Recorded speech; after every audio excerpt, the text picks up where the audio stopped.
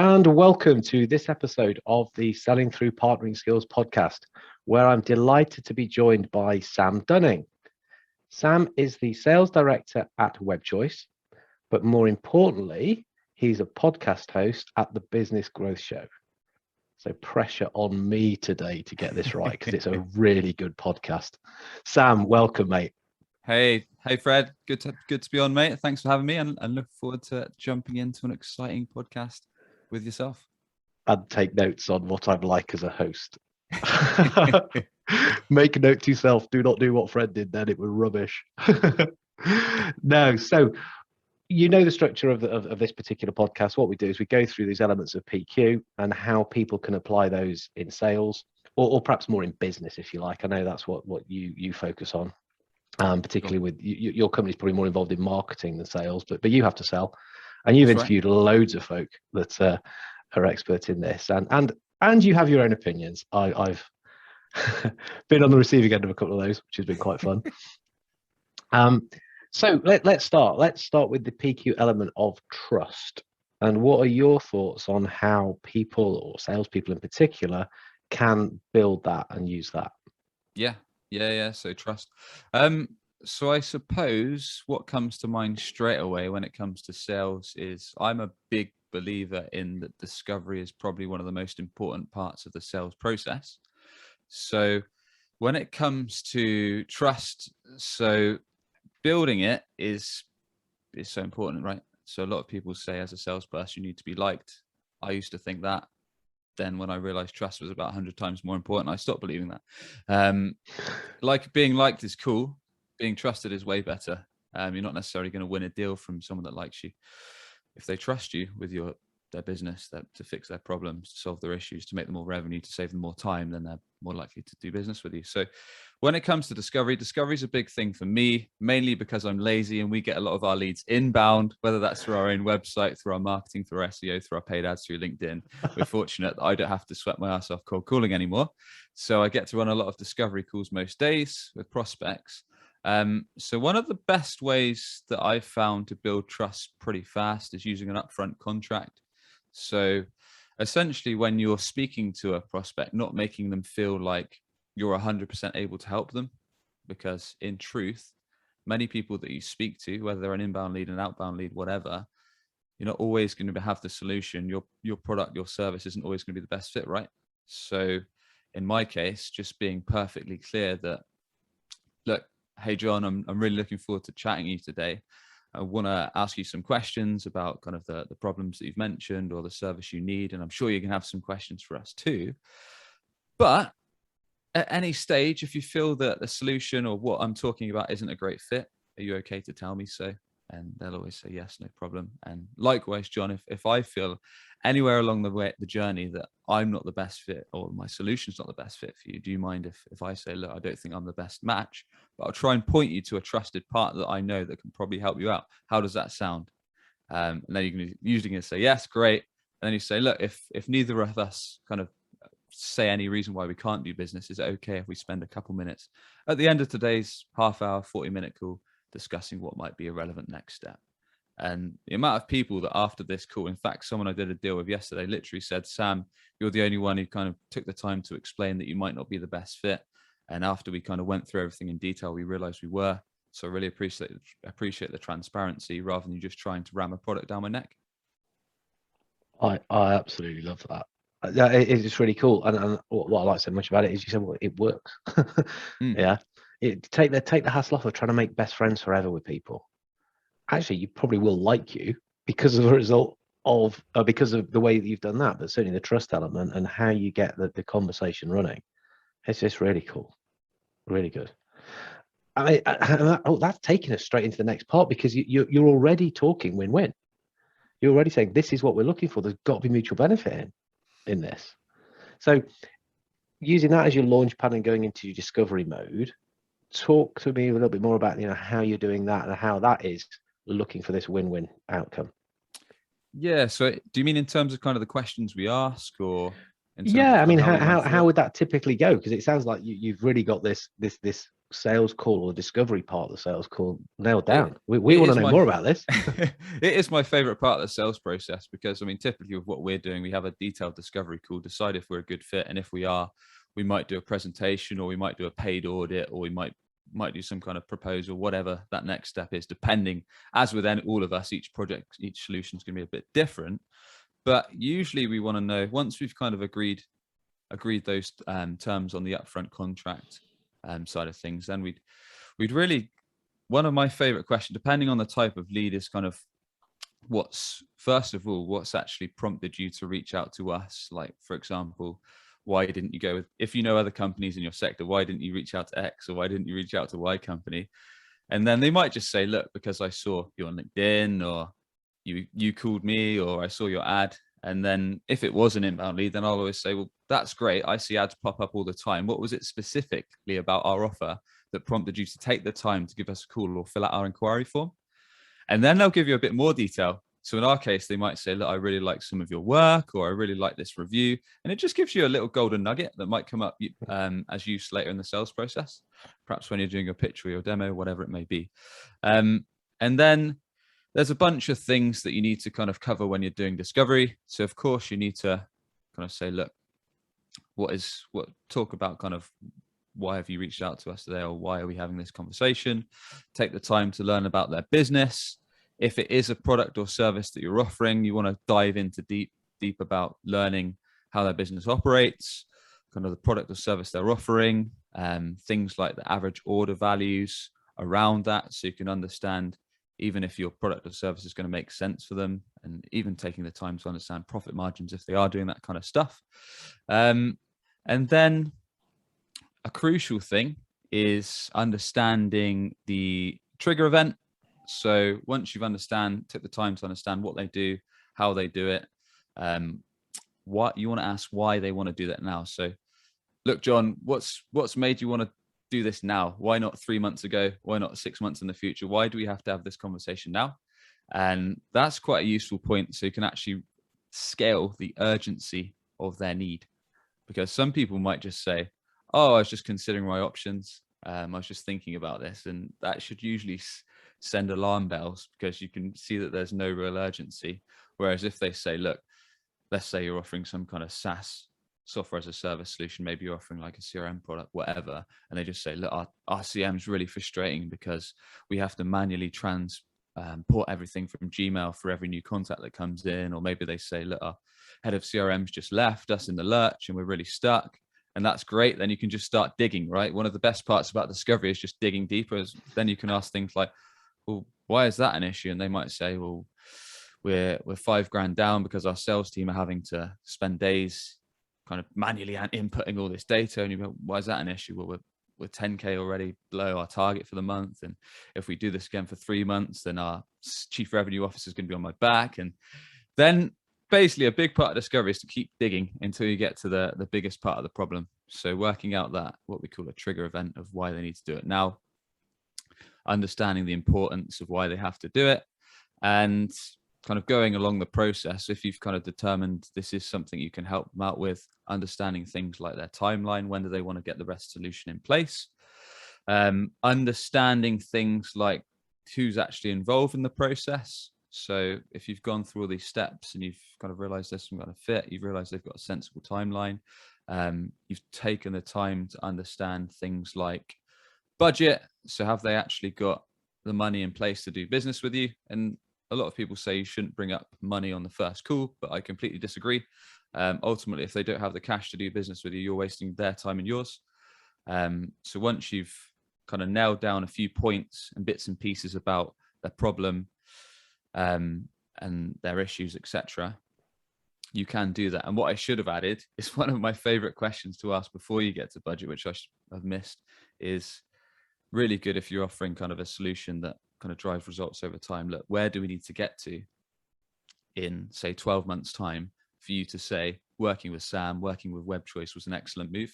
This is a question that I stole from Benjamin Dennehy. Works a treat, because then you get people to actually visualize the future.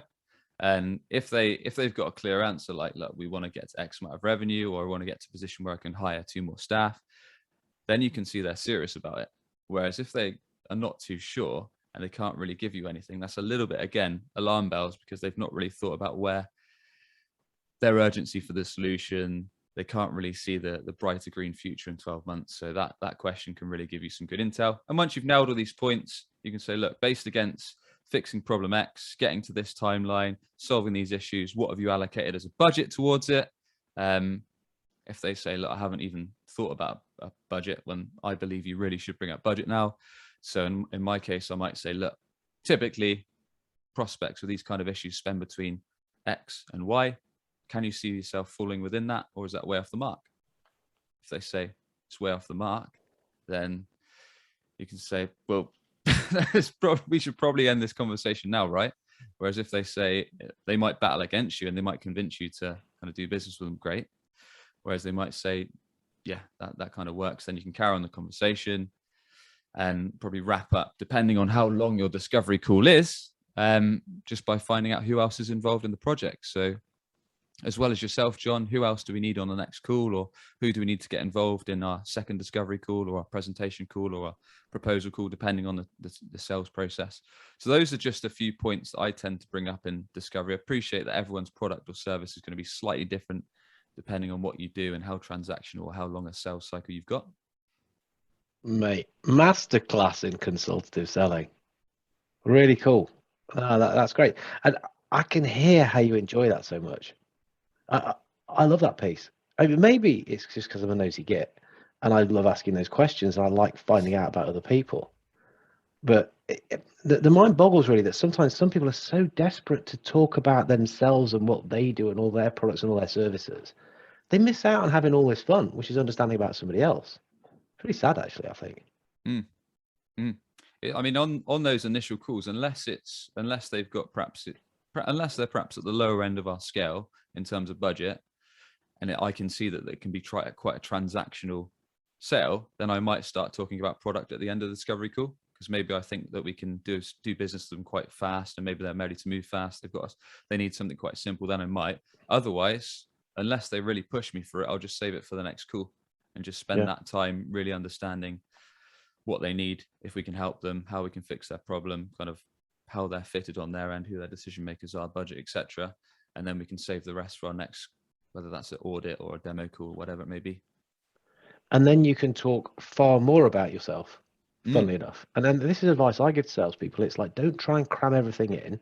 Deliberately spend longer talking about them, knowing that you're not going to talk about yourself. Just make that little rule and say, this is excellent. I actually got quite a lot that either I need to go away and think about, even if you don't, pretend you do, or I want to do a really good job, just let me prep some stuff, or we need a little bit longer just so I can explain exactly how we can do this for you. Let's set up another discussion. So it makes you discover stuff better if you haven't got the discipline. You probably have to have the discipline not to carry on asking stuff, because you're finding out more and more and talking about people's businesses. And I mean, I know you generally are interested in people and business and the rest of it. That's why you do a podcast, isn't it? But I guess one of the best words, which I put on, I think there was a post on old Daniel Disney's page, The Daily Sales, that just said, I think it said something about you need to be energetic to be a great salesperson, something like that. I was just saying trust is more important. Actually, no, what I said was, the post was you need to be well trusted.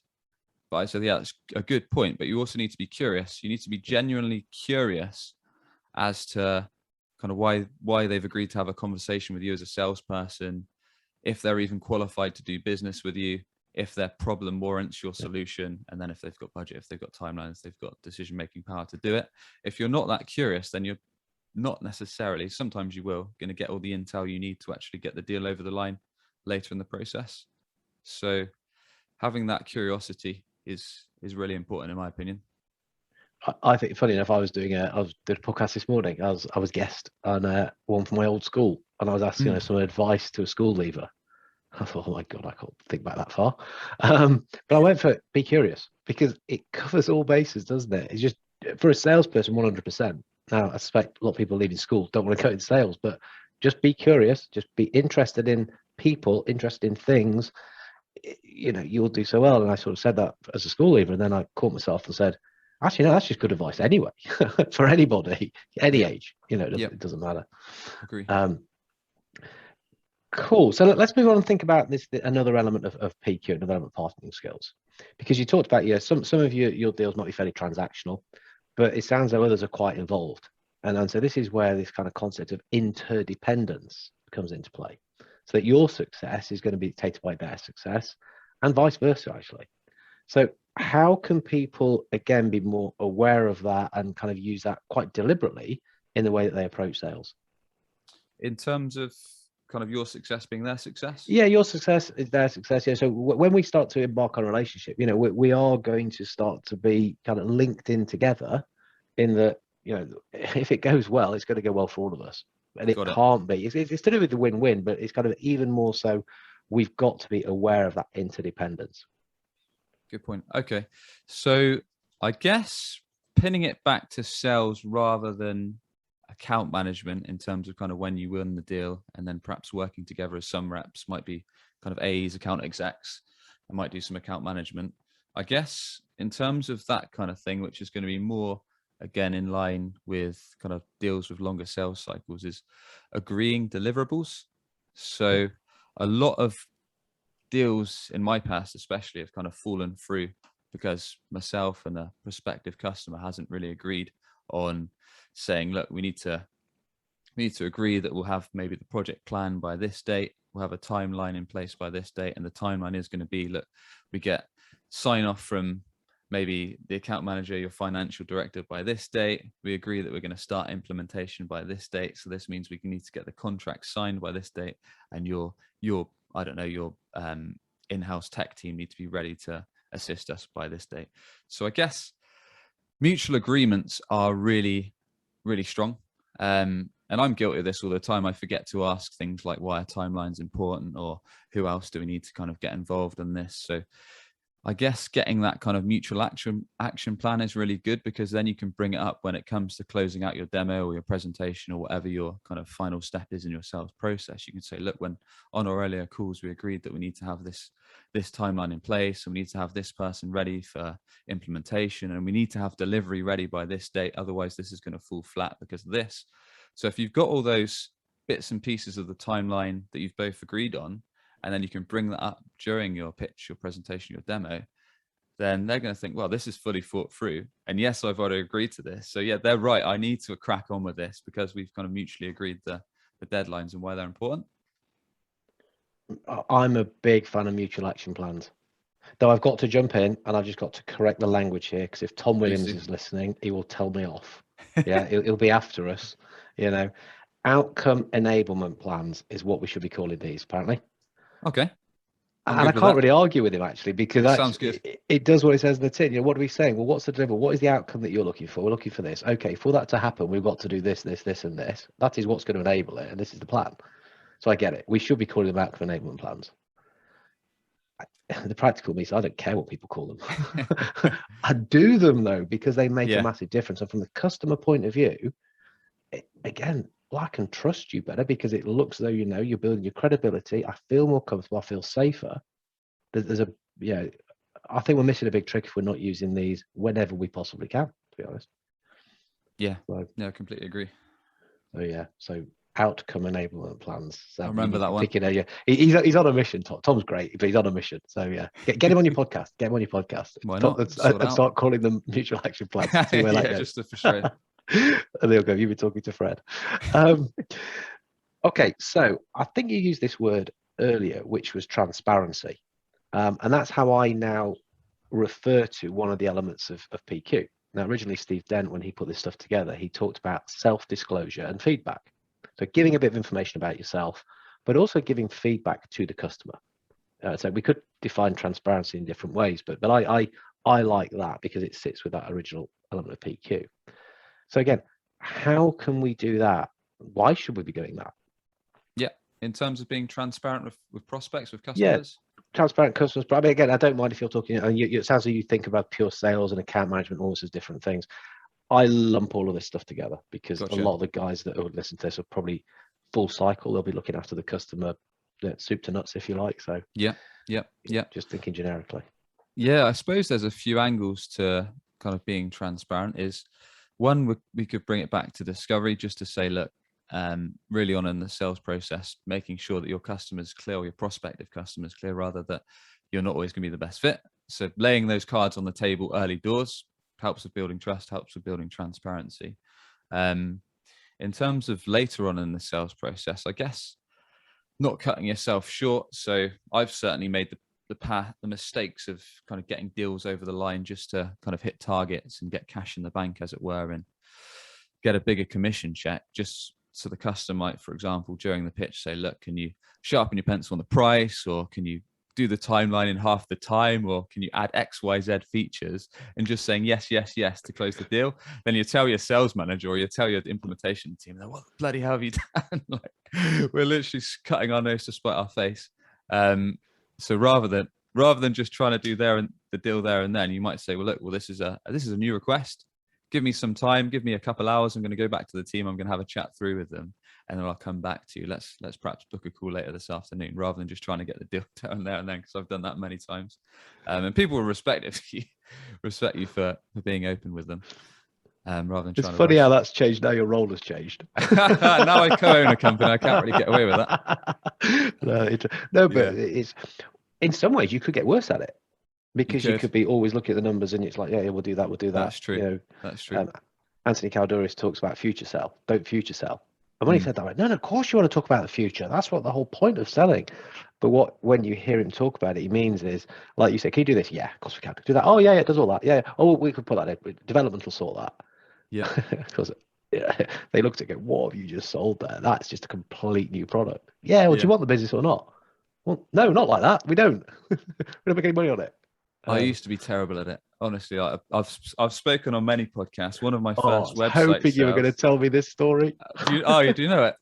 Please tell me again. I love it. I can listen to it all day. Literally, when I first started selling websites, selling digital marketing, literally I think it was probably the second day I got past a lead, took the call, gave the chap a phone call, and obviously took down a bit of his requirements. Was shaking probably at the time, because it was my first ever sales call, so I was nervous as anything. And after some time, he basically explained that he wanted a website that was pretty much the equivalent of LinkedIn. So, you know, your small standard website, nothing too big. And I took down all the requirements, took down the features and this, that, and the other that he needed. And he said, look, I've only got a budget of £500. Is that okay? And I was just saying yes to everything, because I didn't have a clue. So my reaction was just to say, yep, that's absolutely fine. Ended up selling this deal, being the first ever call I ever made, but probably undersold the platform by about several £1 million. And thankfully, we never had to deliver it, because I think he understood that I was just, at the time, didn't have a clue what I was doing. And luckily we managed to palm him off with a couple smaller projects. So never had to deal with the law firms and the court fees, but got away with one there. But that was about 10 years ago now. That is so cool. It's so funny. You think, I know I've heard you talk about it before, but you think about it, guys, it's quite funny. But people do things like that. Yeah. Okay, what about feedback to customers? So the way I often see this is that sometimes we've got to, we get involved, and you've been involved in bigger projects, and you're working with a lot of customers long term, and you've agreed to do certain things, and they're going to have to do some stuff for it to work. You're doing your stuff. Yeah. They don't keep up their side of the bargain, or they're not doing their work that is needed for this to achieve. Giving feedback to them and saying, hey, look, you're not doing what you said you would do. You can't expect these results if you're not doing this. Yeah. How about doing that? Because I know that some salespeople find that really difficult. It's, you can't say that to the customer. Oh yeah. What's your thinking around that? Certainly, when I first started in sales, I thought you had to be kind of fully polite to customers, which is no reason why you shouldn't be polite, but you've also got to get to the point, and people will respect you for doing that. Well, most will, and if they don't, then are they really someone you want to be doing business with for the long term?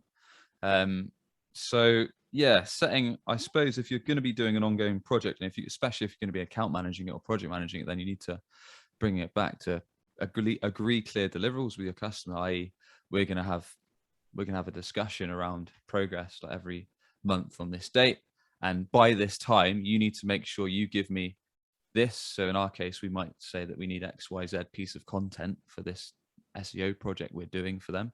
And if we don't, then we're going to see a drop off in results, because this is a major part of the monthly milestone we need.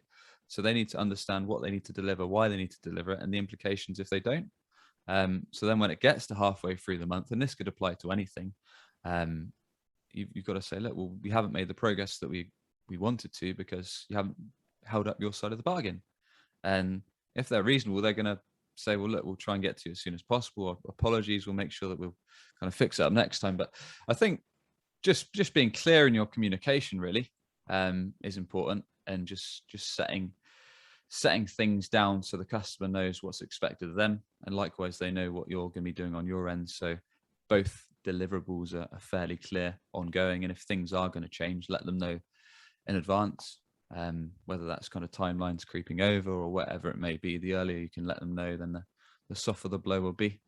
Yeah, there's a theme coming out here, mate, which is about upfront, pre-framing things, from the outset, the very first conversation you have to, we're starting this project, these are things we're going to need to do. We're just being dead clear about it. We're not trying to hide stuff, just being obvious about it. And again, it comes across, it's just very honest, and it's just kind of, that works. And why would somebody not want to work like that? Yeah, exactly. So let's have a think about change then. So that's, again, another element of PQ is this comfort with change. As salespeople, we sell change. We're change agents. So again, what's your thinking around that? How do you manage that and understand change? Yeah. So I mean, I think if you bring it back to a sales conversation, then it's important in the sense that people aren't going to go with your product or service if they don't think that it's going to add value to them in terms of transitioning from where they are now to where they want to get to in the future. So yeah, being able to, I guess, paint the picture.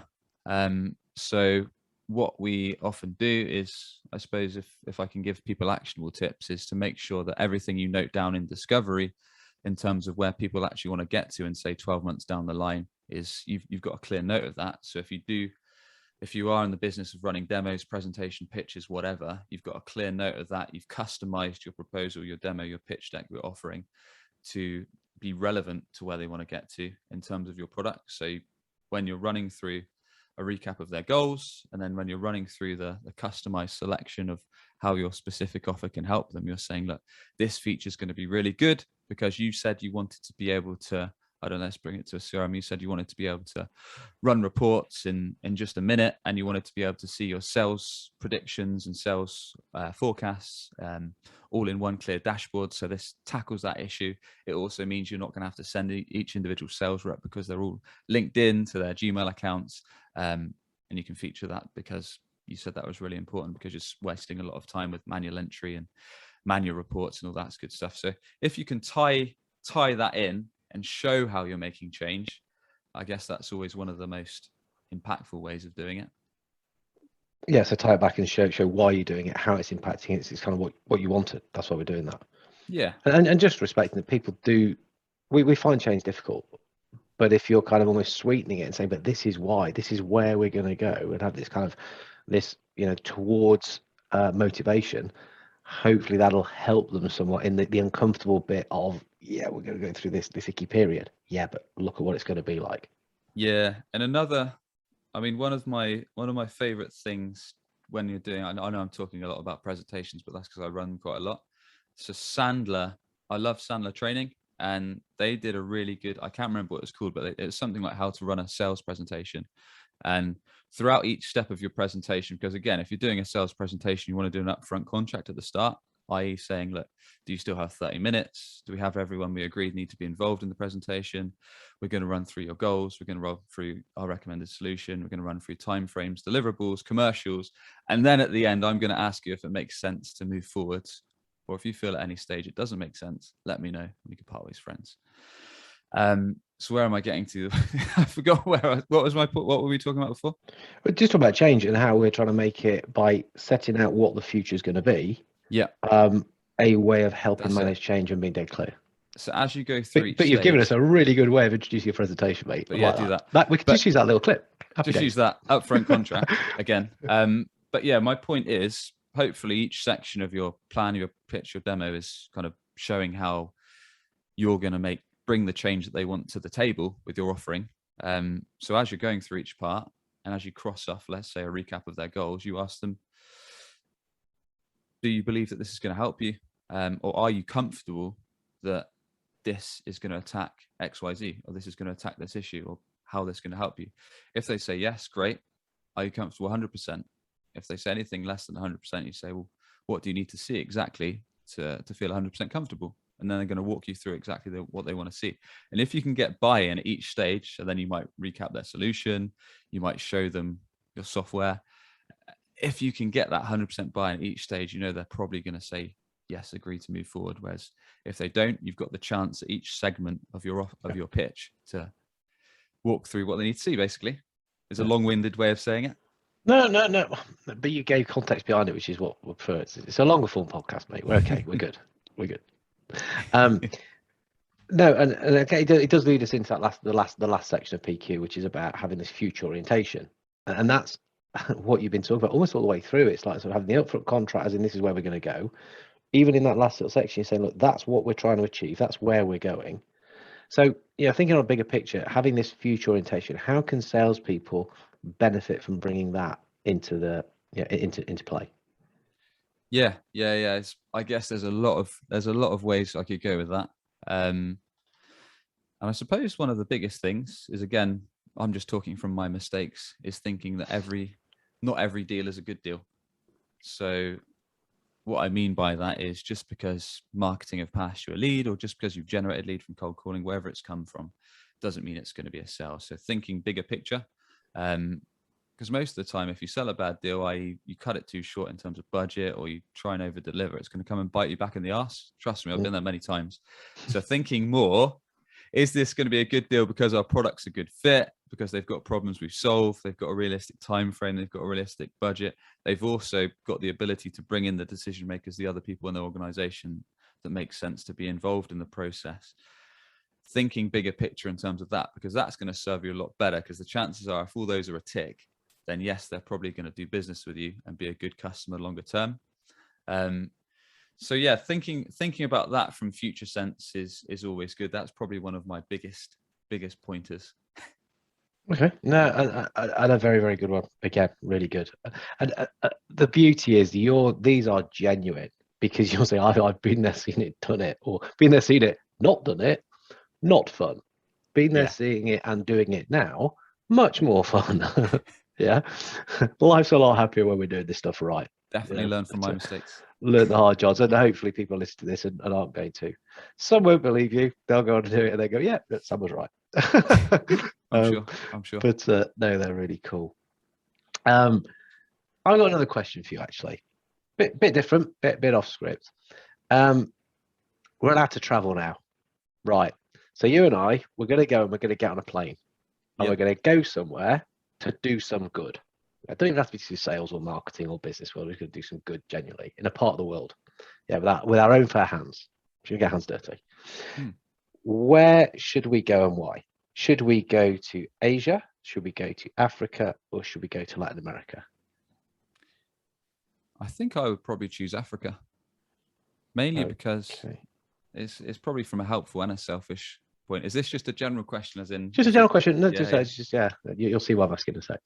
I think I'd pick there, in the sense that I'd like to do some, like, if I could take a month or so out, go with the missus, and if we could bring the little one along and do some charity work, help some people put together houses, whether that was maybe some communication work in the schools or whatever good we could do. I think that'd be an awesome experience. And at the same time, we love traveling anyway, so it'd be awesome to go over there and see sights. And if you can do some good at the same time, that'd be pretty epic. Cool. Well, we can't do that quite yet, but what I am going to do is to say thank you for giving your time and sharing such sort of stories with us. I'm part of B1G1. I'm a member of that, which is Business for Good, which is a really cool way for having impact in part of the world, or different parts of the world, based on the Sustainable Development Goals, the UN Sustainable Development Goals. So I will, on our behalf, on your behalf, my behalf, put a donation in to do some kind of good with a project over in Africa, and I'll look to see if on their website they've got something about house building. And maybe we'll get over there at some stage and be able to do it our own fair hands. Awesome, man. That's, Well, that's send my me a thank you link. for I'll do a doing that. donation too. Oh, cool. I'll send you B1G one. It's a really valuable thing. Cool, man. So, mate, thank you so much. How can people get in touch with you? Because you've very subtly, actually wasn't even subtle at all, talked about some of the good stuff that you can do. And I know you do good stuff and you do deliver results. And just having a discovery call with you would be great. How can people get in touch with you? Where can we find you? Yeah, and unfortunately, I can only relate my sales stories back to myself, really, or other people I've stolen tips from on the podcast. But yeah, I mean, if you're probably not, you're probably just looking for sales tips. But if you are perhaps you run a business, perhaps you're involved in marketing a business, or perhaps you support your marketing team, and perhaps you're feeling frustrated that your website is failing to generate a steady flow of sales leads, or every time you search for your product on service or on Google, you're nowhere to be seen. You always see your competitors ahead of you. So if you're getting any of those problems with your Google rankings or your website failing to produce results, give us a shout. It's webchoiceuk.com, and we'd love to chat to you.